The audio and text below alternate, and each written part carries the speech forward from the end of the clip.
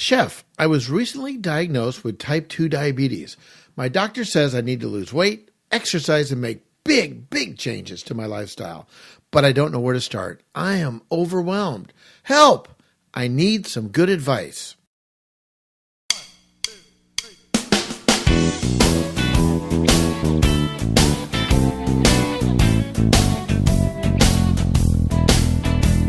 This is the Happy Diabetic Kitchen, the podcast about people who love to eat and cook healthy. This is your guide to the world of healthy cooking and conversation about happy diabetic living and lifestyles, where we turn ordinary ingredients into something extraordinary. Welcome to the kitchen and let's get cooking.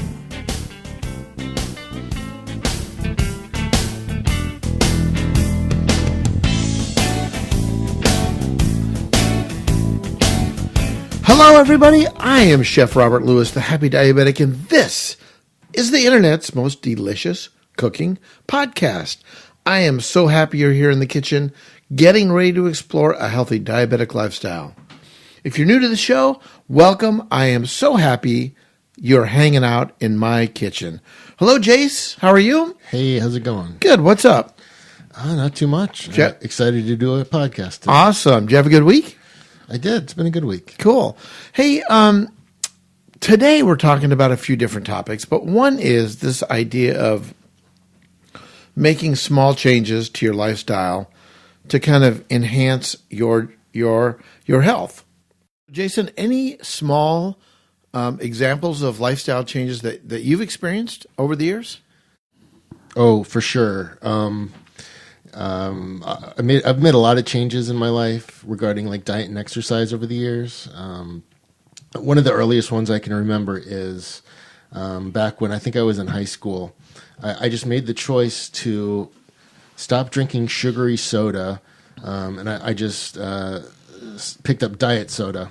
And after like 6 months of that, the changes were just extraordinary, and people would notice and comment, and just that one small thing ended up making a huge change. What about you? Yeah, for me, I think it had to do with my eating. And a good friend of mine, Dr. Stephen Edelman, founder of TCOID, once said, "You are not what you eat, you are how much you eat." So what I really tried to look at was my portions. So the one and probably the most significant and smallest thing I did was just started eating smaller portions and eating more often throughout the day. I think that was the one thing that really helped me get my diabetes into control. In this episode, we'll explore the idea that positive lifestyle change starts by doing or stopping just one thing at a time. We need to break down a goal into manageable parts. So today, we will suggest that from the professional advice that we oftentimes share on this podcast. No charlatan advice here, that you choose just one thing to get started on your healthy lifestyle journey. And we're going to explore some of my ideas about what those are. We also have an amazing recipe of the podcast, a super simple summer delicious vegetable dish. And we have an awesome because of my diabetes story and much more. Well, let's go in the kitchen and let's get cooking.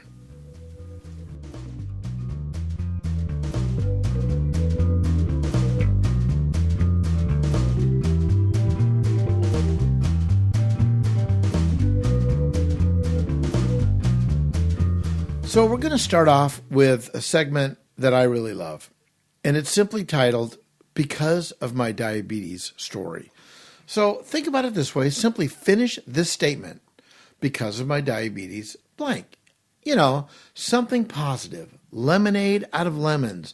Maybe you met someone amazing, maybe someone that's helped you, or you've done something in your life that you never thought would have happened because of your diabetes. I would love to hear about it. Tell Jason and I the story. Head over to my happydiabetic.com website, happydiabetic.com, and hit the send voicemail link and record your story. And I would love to share it on an upcoming podcast.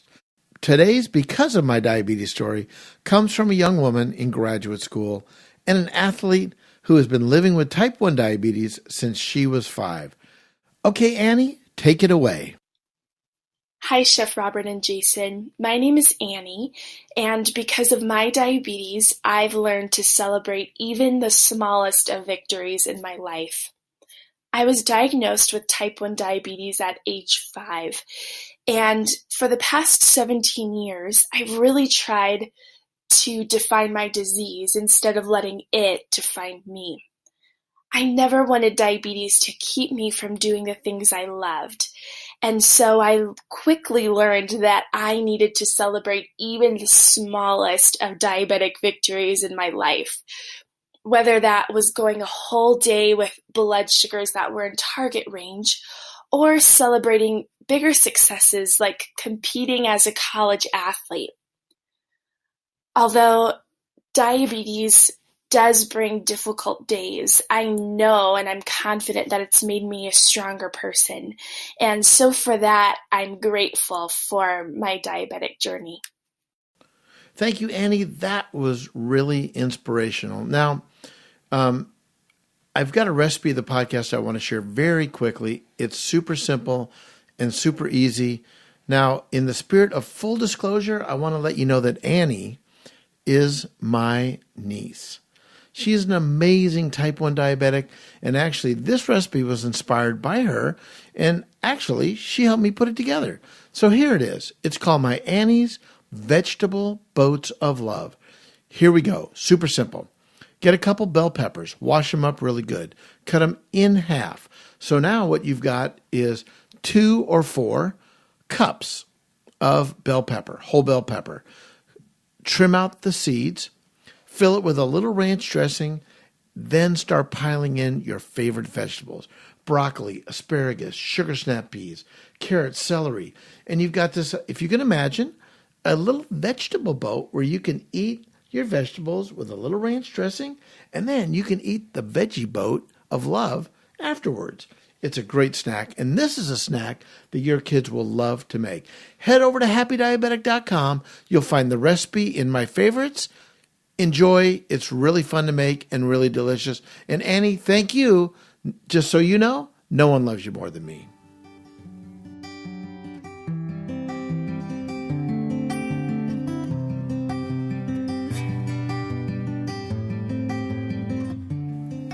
Change starts with baby steps. That's how I like to think of it. Best advice is this. Today, just simply start by changing just one thing. Also, take your advice from professionals, not the girls in the office or the dads at the soccer field. Instead, let me suggest some certified diabetic educators or dietitians, or health information on reputable websites like Taking Control of Your Diabetes, tcoyd.org, the ADA, WebMD, or even the Mayo Clinic, just to name a few. Developing a good diabetes eating plan may be a challenge. It certainly was for me, but it's totally doable. Not only can new food restrictions be difficult to cope with, they were with me, and emotionally, but the often conflicting advice you might find online on wacky websites about food is good for diabetes and bad for diabetes can simply complicate matters even worse. That's why you need to get a professional involved, like your doctor, like your diabetic educator, like a certified dietitian of the world. So I want to give you some hope today. That's what the Happy Diabetic Kitchen is all about. Inspiration and hope. Hope, inspiration, and real-world experience from me, a chef living with type 2 diabetes for over 20 years. Now, the confusion ends right now. We turn to registered dietitians across the country to collect the very best and worst advice out there. This way, you'll know exactly what constitutes the best lifestyle way to eat for type 2 diabetes and some tips on simply living healthy. I'm going to share 6 simple ideas that every dietitian would agree are important to a healthy lifestyle. From the advice you hear today, okay, listen carefully, choose just one thing. Not 3, not 4, not 5, not 2, 1. Let's just pick one thing. Change happens with one small change at a time. Master just one thing. Something you plan to stop doing or something you will plan on start doing. So, do you have a notepad ready? And if you're driving in your car, just listen for that one nugget that you can do tomorrow. One tip, one suggestion that you'll start tomorrow. So let's start. Number 1, fill half your plate with veggies. So when it comes to managing diabetes, eating your vegetables really, for me, is the key. By making half your plate vegetables, you are naturally, amazingly eating dietary fiber. We know fiber is good for regulating blood sugar and keeping us fuller for longer. I love roasted vegetables. I love steamed vegetables, especially grilling them on the charcoal grill is one of my favorites. So, Jace, do you have a favorite way you like to eat vegetables? Exactly what you just said. Roasted, grilled. Yeah. That's it right there. Caramely and kind of charcoaly. Those are really great. Yeah, absolutely. Yeah. So, imagine, okay, if you're holding your steering wheel, don't let go of the steering wheel altogether, but look at the palm of your hand. Imagine both those palms together. That's your vegetable portion. What do you think? Does that make sense, Jace? Sure. Yeah. It's a simple way to really regulate the amounts of food that you're eating. And of course, veggies are really good for you. Okay. Number 2, always have a snacky snack on hand. So whenever I go to work, I always bring snacks with me because the challenge is I get super hungry.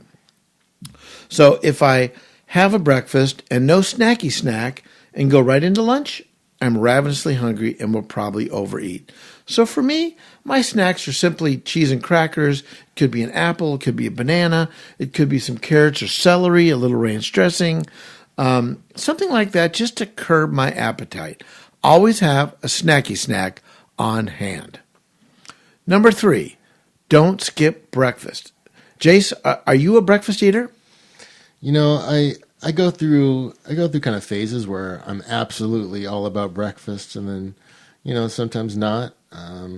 So yeah, it varies. I love breakfast though. I love traditional breakfast foods for sure. Yeah. For me, it's probably my weakest eating point. Not a big breakfast eater, and I really got to force myself. So for me, it's typically in the morning, I'll grab a piece of toast, like the whole wheatiest, tree barkiest toast I can find. Yum. Whole wheat bread with all kinds of particles in it, and a little bit of butter, maybe a little bit of peanut butter. I'll grab a banana, cup of coffee, and really I'm out the door. That kind of gets my metabolism rolling, and that seems to really work good for me. So tip number 3, do not skip breakfast. Find that sweet spot of breakfast food that you really like, that you'll enjoy eating, whether it's yogurt, maybe a high fiber bar, some oatmeal, something like that you can get into. Trust me, it'll get your metabolism rolling and really help you throughout the day. Okay, number 4, eat healthy, fat, and high fiber foods. So when it comes to getting the most benefit from both diabetes and heart health, foods high in fiber and healthy fats are the winners of the day. In fact, the American Diabetes Association notes that the type of fat you eat is really more important than the total amount you consume. And you should aim for healthy fat sources. Some of my favorites are avocados, nuts, fish, and olive oil. Now, I recommend adding avocados to your diet because they have a very low glycemic load and they are not likely to spike your blood sugars. Super healthy, very delicious, and super easy to portion. Fatty, oily fish such as salmon, sardines, and tuna, these are fish high in omega-3 fatty acids, some of the healthiest fats you can be eating. It's a type of unsaturated fatty acid that can help reduce inflammation in your body. Okay, beans, and more beans. Legumes such as lentils, split peas, cannelli beans, red beans, black beans, garbanzo beans, high fiber, super inexpensive. I love adding them to sauteed chicken dishes, to salads, soups. They are really amazing and delish. Oatmeal. What can I say, right? Oatmeal is such high soluble fiber Fruits and vegetables also contain a lot of fiber, but for an extra boost, try slicing a little fruit like a banana or adding it to your oatmeal. That would be really great. Matter of fact, what we typically do at our house is make the oatmeal the night before, cook it, put it in a Tupperware style Rubbermaid kind of plastic container in the refrigerator. The next morning we scoop it up, put it in a bowl in the microwave, reheat it, and away we go. Super delicious, old-fashioned oatmeal. That's the way to go. One of my favorite go-to snacks are nuts. So walnuts, almonds, cashews, macadamia nuts for all my Hawaiian friends. So in general, nuts are packed with protein. And these particular nuts are also super high, again, in some of those amazing omega-3 fatty acids and unsaturated fats, which can help lower bad cholesterol. But hey, since nuts are high in calories, be sure to eat them only in small portions.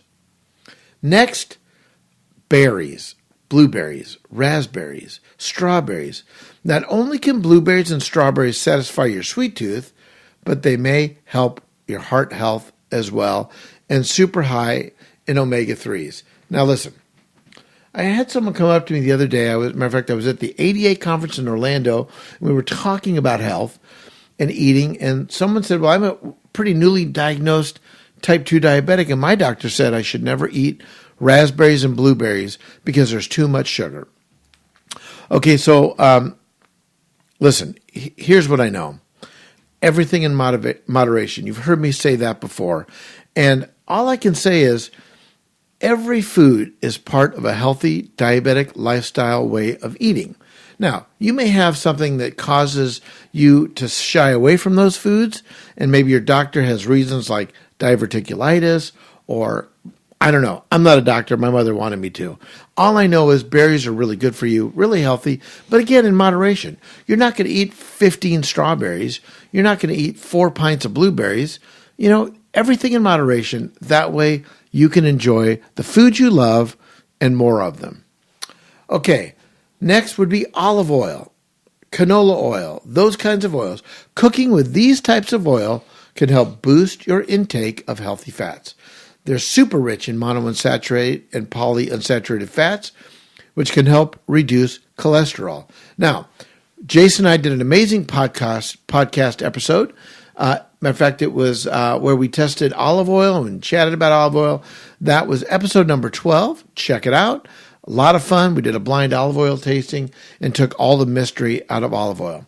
Now, a very common question that gets asked about to me quite often is coconut oil. Okay, here again, there's no evil food. Everything in moderation. Now, one question that comes up a lot at my public events is the question about coconut butter. So again, folks, let's not get excited. Everything in moderation. I mean, there's not a miracle food out there, and there's not a deadly food out there. Everything in moderation. But I'm going to share with you an amazing product that not only tastes delicious, but has great health benefits. And the website is BinniesCoconutButter.com, and that's spelled BINNIE, BinniesCoconutButter.com. So this is a product in a jar. You can buy it on the internet. It's available at Natural Foods in Colorado, Whole Foods. Let me just tell you the flavors, right? And I don't work for this company, but they've got some amazing products. Coffee flavored, dark chocolate, cinnamon, maple, vanilla, coconut, and pumpkin. So these are just some amazing jars, about 12-ounce jars. You can buy them online. There's information online on the website, BinniesCoconutButter.com. It's really delicious. I know people that will just eat it by the spoonful, or put it on toast. It's just a really fun way to eat coconut butter in a really delicious way. So, those are some of my tips. Listen, again, everything that you do should be done in a baby step. See what works, take it slow, and that's my best advice. Now, the last couple things I want to leave you with is some things that work really good for me. Track what you eat. Now, I use FitnessPal, a really easy app you can get from the Google Play Store or the Apple Store. And And if you track the calories and be conscious about what you're eating, you'll find that making these small changes seem easier and easier because you're sort of holding yourself accountable. And then lastly, check your blood sugars multiple times a day. Listen, here's what I do. I love to check my blood sugars various times of the day after I've exercised, walk, swam, ride my bike, or just did some moderate exercise. I'll check my blood sugar to see what effect those activities had. I'll eat dinner, lunch, breakfast, wait about an hour, check my blood sugar. I want to see what the event of eating had to do with my blood sugars, because that little laboratory, that little blood glucose monitor testing device is your miniature laboratory. This is going to help you stay on track and help give you a kind of a sense and a report card of how your blood sugars are doing. I'm fanatical about my blood sugar testing, and I'm going to encourage you to do it. Now, I will tell you this. When we come back, I'm going to tell you a better way to manage your diabetes.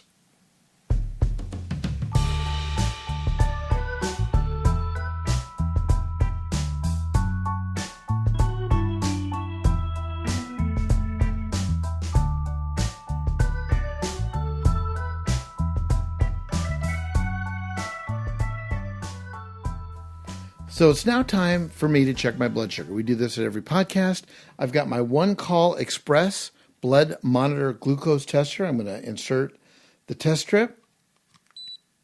I'm going to get my Lancet device ready. Prick my finger. A little bit of blood there into the tester.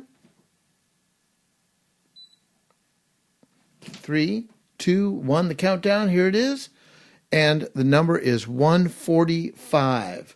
Okay, so I just want to help you to know there is a better way to manage your diabetes, and I'm going to share with you how I manage my diabetic health through checking my blood sugars, because I learned there is a better way. So let me introduce you to my friends at DiaThrive. With DiaThrive, your testing supplies are shipped directly to your home when you need them. Gone are the days of visiting multiple stores and finding the right strips, waiting in long lines at your local pharmacy to buy your supplies, or sorting through your stupid, dumb insurance requirements. Best of all, with plans starting as low as $8 a month, DiaThrive is probably going to cost you less than what you're paying today. DiaThrive saves you time. DiaThrive saves you money. Plus, they're pretty fun to work with. They're pretty awesome guys. So why don't you give DiaThrive a chance to show you there's a better way to manage your diabetes? Listen, they're so convinced that you'll love the service that they're offering you $10 off on your first testing supply kit. Simply use the code HAPPYDIABETIC at checkout. Go to diathrive.com, diathrive.com, diathrive.com, and get your $10 off your first order. I use the DiaThrive tester, the One Call Express, and all their supplies delivered straight to my house, and I can tell you I absolutely love the service and love the meter. And by the way, their Lancet device is virtually pain-free because the spring device loaded in their Lancet device is so strong, it pricks your finger at such a high rate of speed that yet you hardly feel it. So listen, give them a try, diathrive.com. You're listening to the Happy Diabetic Kitchen Podcast. I'm your host, Chef Robert Lewis, the Happy Diabetic. Be sure to follow me on all my social links. You'll simply find them at happydiabetic.com. Just look for all my links at the top right-hand side of the page. And if you have a question for me, go to my website and hit the contact tab. You ask questions, I'll answer them. And hey, who knows? You might even become part of the next Happy Diabetic Kitchen podcast if I select your question. If you're loving what you hear in the kitchen, please leave a comment or feedback at Stitcher, Google Play, or iTunes, or wherever you're listening. Your thoughts and comments are really appreciated. Thank you so much. Our podcast is produced and engineered by Jason Lewis. Our theme music by the Happy Diabetic Kitchen Band. And yours truly, Chef Robert, on the guitar. And of course, our kitchen mascots, Scout and Tucker. And once again, they're taking a nap. Thanks for tuning in, and let me leave you with this thought. Life isn't about waiting for the storm to pass. It's really about learning how to dance in the rain. So long for now, and remember, no one loves you more than me.